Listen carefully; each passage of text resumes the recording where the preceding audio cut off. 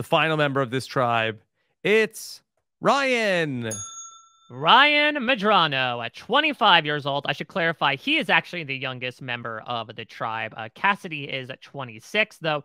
Again, it's a little variable between the two. I think she certainly looks younger than he does. He is a personal trainer and also a warehouse associate from El Paso, Texas. Okay. All right. Anything else we want to set up about Ryan before we hear from him? I do not want to tell his story for him because he has maybe one of the biggest, wildest stories from his life going into this season. Let's hear from Ryan. Straight from the horse's mouth. Okay. To start off, tell us about yourself. Give us your name, age, and occupation. I am Ryan Medrano. I am 24 years old, and I work two jobs. One as a personal trainer and one as a warehouse electrical associate. So I work in an electrical warehouse, cutting wire and getting orders together for electrical contractors. Why are you here on Survivor? I'm here on Survivor because it's always been something when I see Survivor on TV or I watch it myself, I'm like, that looks amazing. That looks like these people are going through life-changing events and really finding more out about themselves that really can't be established without pushing oneself to their limit. What's your history with watching Survivor? So I'd seen a few episodes as a kid, and I didn't watch it for a while because I was busy, growing up and being an adult. But I met my girlfriend about 3 years ago, and that's one of her favorite shows. Whenever I'd ask her, what do you want to watch? Survivor? And it's something that I'm watching and my heart's beating faster than a scary movie, and I get so attached to each character, and I'm so empathetic, and I'm like, no, they're gone! So it's wonderful. I love Survivor. Every season's been spectacular to watch and heart-pounding to go through with them, even on my couch. Potato, give me... Yes. All right, so this was, we laughed. We scoffed when Jeff Probst said a year ago, it's like the monster in a scary movie. But here Ryan is directly comparing Survivor to that. Right. He's like, no, don't go in there. Don't do it. No! Ryan's a character. He has a lot of, for lack of a better term, electricity to him. I guess it makes sense given his line cutting of work. Wires. Yeah. Yeah, but maybe some of that got into him. But yeah, he's very fun. A little bit of shade of him being like, yeah, I just stopped watching Survivor because I became an adult.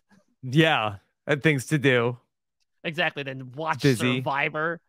Yeah. But I also like the fact that he got back into it via a girlfriend who's just a weird impression of her, but I love it regardless. Yeah. Okay. Hopefully we'll get to hear from her at some point. Okay. I love Ryan. He's great. I want to watch Survivor. Yeah. Here's Ryan. Give me one Survivor winner and one non-winner who you identify with the most. One Survivor winner is going to be hard because I usually identify with the non-winners. One of the non-winners I really identified a lot with was, I would have to say, Ruber or Xander. Xander in the most recent 41. Xander was in 41. And he was so charismatic, and so he played the game well, and he was very empathetic. And he didn't win, but he really put his heart out there, and he really didn't think he'd make it onto Survivor. And as a kid, I really was bullied, and I was put through a lot from people that, were around me. And I wouldn't think I would be on Survivor. I really wouldn't have until I grew older and grew to love myself. So that's one of the non-winners. And one of the winners I liked would have to be Poverty, because the way she played the game, I guess, it was really how some of the things I want to do, not that I identify with her, but I want to be able to lie well. And I want to be able to get around and backstab people to get further in the game, not because that's the person I am, but that's because that's the person I'm not in the real world. So it's going to be interesting getting into those characteristics and playing that character. Potato. Yes. Yeah, I like what you said about Xander. Like we said about potato. Yeah. Hearty potatoes. So yeah, Xander comes up, one of the 41 members. Boy, Poverty is so popular this season. Listen, everything old is new again, right? It's interesting because I don't think her name was mentioned once in the bios. Actually, Kelly Wentworth was mentioned much more. And people were really fashioning, is she the new Parvati? But lo and behold, in these interviews, for whatever reason, they're like, yeah, Parvati, I'll mention Parvati here. What I find intriguing about Ryan is that he mentions like Rupert and Xander, and he talks about in his bio, which past survivor you play the game most like. Rupert, I like the way he provided food for his tribe, which helped them keep their strength for the challenges. And then would not necessarily say Rupert and Xander were like the most cutthroat, malicious, villainous, quote unquote, players out there. Rupert was essentially very honorific to his detriment. But Parvati, he says, oh, I want to be able to like, you know, cut throats. It's not something I really do in real life. So there's a little bit of a dichotomy there where I do wonder if push comes to shove, just like we talked about with Lindsay, like, will Ryan be able to make those Parvati-esque moves? Will he be able to cut throats and lie, even though he doesn't do that in his real life? I don't think so. I think that he, like, I don't think it'll be a situation where he's going to try to do it where he doesn't normally do it. Like, but I think it is odd that, you know, hey, this is not something I do in my real life. So I want to go on Survivor and get to do this thing. I have a feeling that he's probably going to be like as trustworthy in Survivor as he is outside of the game. Yeah, I mean, listen, I'll call my shot right here. He is absolutely going to be like our workhorse around camp. He's going to very much be, he invokes Rupert, this guy that's going to go out. He's going to provide for his tribe. He lists in his hobbies that he does like fishing and hiking. So he knows a lot about the outdoors. Also carpentry.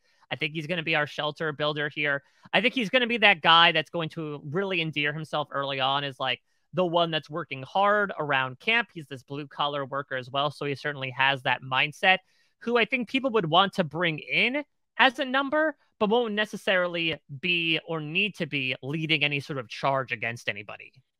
Okay. All right. Let's go back to Ryan. What's your favorite moment in Survivor history? One of my favorite moments, and it's a little silly, it's nothing huge, but one of my favorite moments is when we meet Rupert and he steals the chickens off the boat when they're diving in. I think the green team, and the green team's like, where's my chickens? And then it shows Rupert with a big smile and he's like, I took their chickens. It's like, to me, he took an advantage at getting, I think it was 2 extra chickens for his team. He took that risk and he was able to get those without people noticing it was even him and paying any consequence. So in that sense, I really felt like Survivor was a game, and he's a great person, but he played the game in that moment. Potato. What potato? Okay, yeah. We need to let's figure out what's happening here, because I feel like Ryan is accidentally mixing about 3 different scenes. Yeah, he's got some Mandela effect going on here. Okay, so Rupert famously stole the sneakers. Yes, he stole the shoes from the Morgan tribe, who did not wear green. They wore orange. I thought maybe initially was he talking about Jonathan Penner in Cook Islands, who stole the chickens from the Green tribe, I think from the Puka tribe. Oh, interesting. But I do believe that Penner immediately got caught for it, that it wasn't like, oh, he got away with it and nobody necessarily and I would have gotten away with it if it wasn't for you meddling kids. Exactly, though. He was playing more so with the meddling kids on RHAP at the end of the day. They want to get faded. Now I'm just thinking about comparing the Scooby gang to the people on RHAP. I guess as long as it's not the Scoopin' gang. Oh, God, yeah, throwing coconuts at people's heads. Yeah, I guess Adam would be Fred, Parvati would be Daphne, Candace would be Velma. Yeah? Flicka is Shaggy, and Penner Scooby-Doo. Ruh-roh. Do you have any ruby racks in there, Probst? Come on. Okay. All right. All right. Ryan, his heart's in the right place. Definitely. And I think it's interesting, though, that like he evokes a Rupert moment. He talks about how much he loves Rupert being a good guy, but one of the moments he loves is when he stole from the other tribe. So again, it's this idea but he had a good heart. Yeah. But he had a good heart. And so maybe that's the way that Ryan will play, of like, yeah, I'll dupe these people, but I have the best intentions behind it. Okay. What's one life experience you feel has prepared you most for the game? One life experience that could also be looked to as a handicap, I guess, but to me, it's just the way I live, is my growing up with mild cerebral palsy from being born early. It has made to where they said I would never walk. My mom took me to therapy for 4 years, every Thursday for 2 hours, and eventually I started to walk, and I started to run, and I started to swim, and I started to climb. I can do the things I do today because of her. but it also affects the way my mind works. I don't process things almost instantly like regular brains do. You tell me something and it comes in, processes, it shifts around, it processes again, and then shifts out. It's like if you tell me, go pick up a book, I go, there's a book over there. They want me to pick it up. Okay, I'm going to go over and pick it up, and I do it. But through life experiences, I've learned that learning body language and facial expressions and tones and voices when I'm talking to people or feeling the energy or the vibe of the room, it really has helped me to anticipate and try to plan my next step around people and around the things in my life so that it's not noticed. People are like, hey, you would never know. It's because I work so hard at learning people and getting different perspectives in life that I can come to any situation and try to be on top instead of a second behind. Potato. Yeah.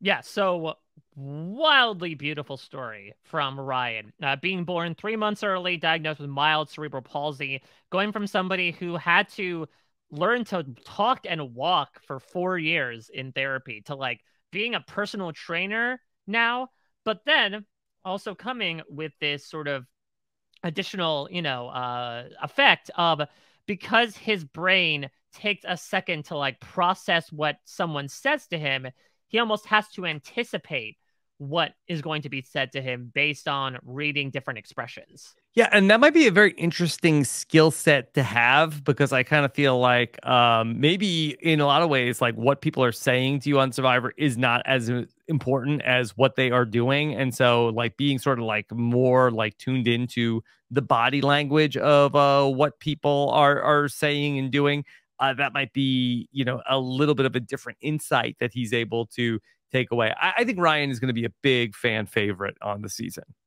Absolutely. I think he has a big personality, has an incredible story. Now, look, this is a bit apples to oranges, but I feel like I'd be remiss not to ask you, Rob. So you ended up playing in the Amazon with a differently abled contestant in Christy, who, again, very different from what Ryan went through, but I know that she also had to kind of like talk about reading body language, right? Reading lips, be able to shift her perspective in a game of duplicity to try to make her way forward, as opposed to relying on skills that, a lot of us are privileged to be born with and exist with. Do you think like the way that Ryan has to navigate, do you think that could be tougher to do? Or to your point, is it more so actually more of an advantage to be able to have to rely on the nonverbal communication over the verbal communication in a game like Survivor? I don't know if it's going to be an advantage, but it's going to be interesting to see if, the information that he gets ends up like serving him better or differently than somebody who is relying more on what people are saying. Christy is somebody who, was an amazing person, but was not somebody who really was, Survivor super fan, or somebody who really was a person who like loved the game of Survivor. Ryan is coming in. He seems to have more of an appreciation of the game. And so we'll see if maybe he might be able to have like some better luck with things. Yeah, I think that it's this idea, again, of you could have the skills. And it's not to say that the takeaway, I guess, from both Christy and Ryan's game is that it's less about, their abilities, putting them behind, and more so about like the way they interpersonally get along with others. But it's something really interesting to pick up on from Ryan's perspective as to how much will that be to his benefit or his detriment. Because I think he raised a very valid point that Survivor is a game where people are not true to their word all the time. So sometimes you just should ignore the words and look at the bodies in general, no matter like how the way your brain works. Mm-hmm. Okay. So let's go back to Ryan. What excites you the most about the new era of Survivor? So what excites me the most would have to be divided into two groups. The diversity that is brought to Survivor nowadays, the amount of different culture that's brought in and put not against each other, but with each other to mingle and to see every walk of life. But then having that diversity use these new twists, like the hourglass or the beware idol or the beware advantage. You get to see how this new generation or this new group of people with new perspectives use these new twists to their advantage or to their downfall. So I really am fascinated and excited to play this very new season of Survivor. What do you think people will perceive you as? I hope people perceive me while watching as a strong-hearted, empathetic individual that understands that it's also a game, that has love for everybody he comes across, but knows at the end of the day, it's about him getting to the end. Not because he wants to do these dirty deeds, but the dirty deeds need to be done. So on the island, get him on in my tribe, I'm going to want to come across, or at least I want to be read as empathetic and trustworthy and reliable. I want to be a provider for both emotional and physical comfort because I am a personal trainer. And if you have any kinks and any stretches that you need to learn to make you feel better, to participate better in the next challenge, or you need food and I can go get it, I want to be that provider so that when it comes down to voting somebody out, like Ryan helps us both physically in challenges and with food, and emotionally. I'm so connected with him. I just can't get rid of him. We're going to pick the next guy. So I want to be somebody that is dependent on so much they don't want to get rid of. I want to be that crutch under their shoulder, keeping them standing. What type of player are you looking for in an alliance? A type of player that I'm looking for in an alliance, and let me be honest with you, I want 2 people in an alliance, and I want those 2 people to find 2 people. So now we have six people, no, 5 people in our alliance. That's power in numbers, but loyalty with the first 2 people I find.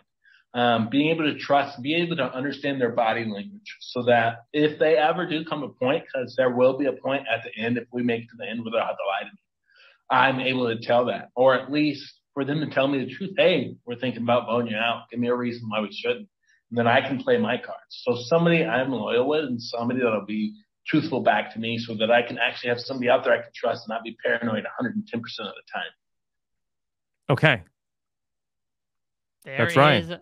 That's Ryan. Yeah. So I think just that answer that he gave a couple of questions back, right? Of like, I want to be a physical and emotional crutch for people out there.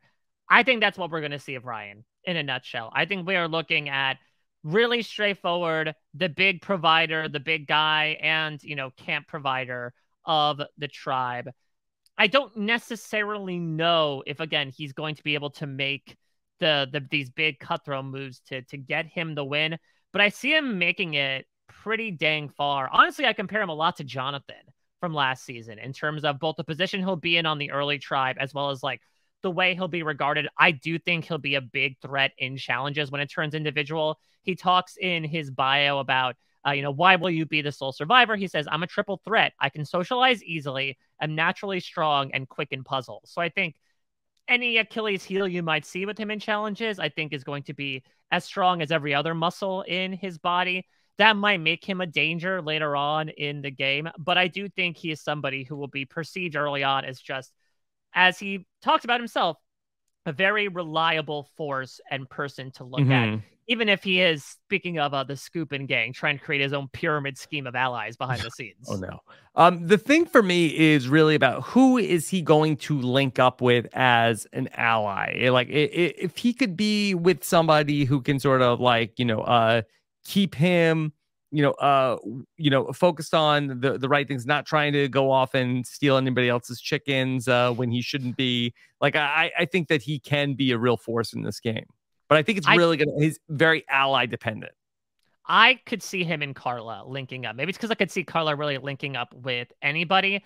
But for some reason, I could see them sort of just like come together. I think she is someone that could easily keep him in the loop. Again, going back to like the relationship that Shan had with Brad, another example of like the stable workforce of the tribe and the person that was socially manipulating everything behind the scenes. I think you'll want to have Ryan on your side because, again, to the point that he vocalized, I think people aren't going to want to get rid of him at all in the pre-merge. So he's a number. As long as James didn't put the no vote parchment inside of his bag, like he's still a vote you can count on. And so I think it'll be a race to see who ends up getting him first. Yeah. Okay. Mike, what else do you have from Ryan's bio? So what is the accomplishment you are most proud of? Ryan says, my connection that I made with my mother after her stroke. I helped her to understand that just because she wasn't the same as before didn't mean she couldn't live a full life. She just had to approach things from her newfound perspective. Man, Ryan for president. This dude has like such a He's good got a lot heart. going on. He was a great guy. Really, really nice guy. Yeah. Now this makes me even more nervous for him in the game of Survivor. Like, I'm not sure if he'll be able to do it. Yes. Okay. But yeah, he has a really fun little sound clip at the end of his 1 minute video where he absolutely loves Jeff Probst. He's like, yeah, but these twists in this game, it makes me just want to be like, God, Jeff, you little I love him. It's clear I think Jeff's gonna really love interacting with Ryan over the course of this season. I think so. I think that's a kind of energy Jeff really enjoys. Yeah, and then, once the family visit happens, then his girlfriend will be like, Ryan, I was with Diddy on the chopper. Like Survivor. Wow, that'll be a great story. Yeah, well, one of many stories in Ryan's incredibly inspiring life. So that's our Coco tribe, Rob. Yeah. Really, okay. really interesting. Any pet peeves for Ryan? Let's see. Ryan's pet peeves: bullies, laziness, self-entitlement. I think pretty par for the course, I think, with the type that we're assuming of Ryan.